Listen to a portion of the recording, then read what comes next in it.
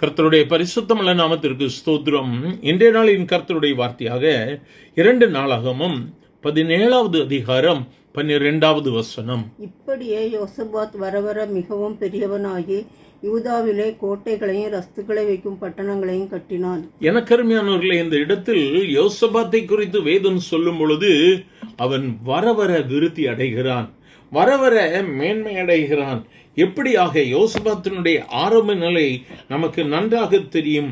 யோசபாத் எப்படியாக இருந்தான்? அவன் கர்த்தருடைய வழிகளில் அவன் இருதயம் உற்சாகம் கொண்டது. வேதம் சொல்லுகிறது, கர்த்தருடைய வழிகளில் அவன் உற்சாகம் கொள்ளுகிறான். என் கர்த்தரை நான் எப்படி மேன்மைப்படுத்துவது?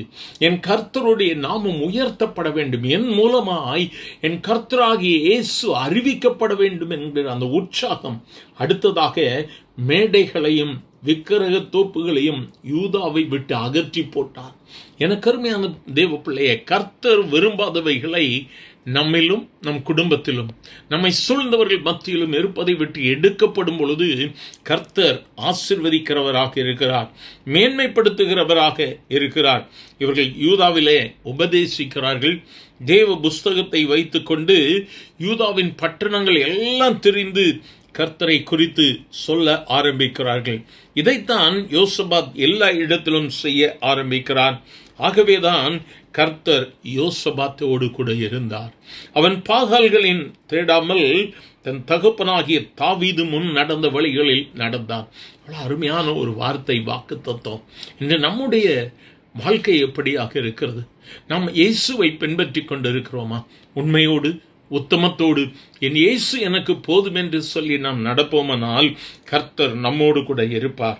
எனக்கு அருமையானவர்களே, அவன் ஐஸ்வர்யமும் அவனுக்கு கனமும் மிகுதியாக இருந்தது. யோசபாத் வரவர அவன் விருத்தியானான். என் ஆண்டவருடைய வார்த்தையை கேட்டுக்கொண்டிருக்கிற தெய்வ பிள்ளையே, கர்த்தர் உன்னை உலக பிரகாரமாகவும் ஆவிக்குரிய ஜீவிதத்திலும் நிறைவாய் ஆசீர்வதிப்பார். அவர் உன்னை வெறுமையான கரத்தோடு கூட உன்னை அடிமைத்தனத்தில் வாழ அவர் அனுமதிக்க மாட்டார். நிச்சயமாக எல்லா மேன்மையும் கொடுப்பார். இயேசுவை பின்பற்றலாமா? வேண்டாதவைகளை நம்மை விட்டு அகற்றலாமா?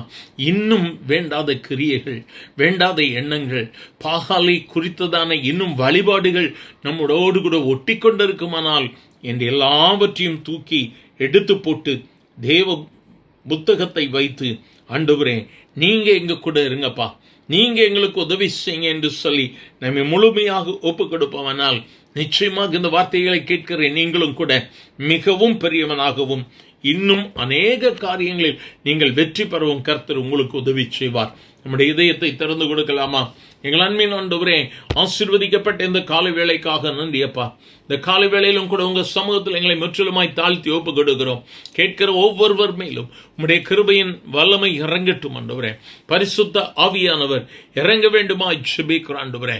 ஆண்டவர் தாமே கிருபையாக இறங்கும், செயல்படுவதற்கு உண்டான எல்லா பலத்தையும் கொடும். உம்மை முன்வைத்து நடக்க கர்த்தர் உதவி ஆசீர்வதியும். இயேசுவின் நாமத்தில் பிதாவே, ஆமேன், ஆமேன்.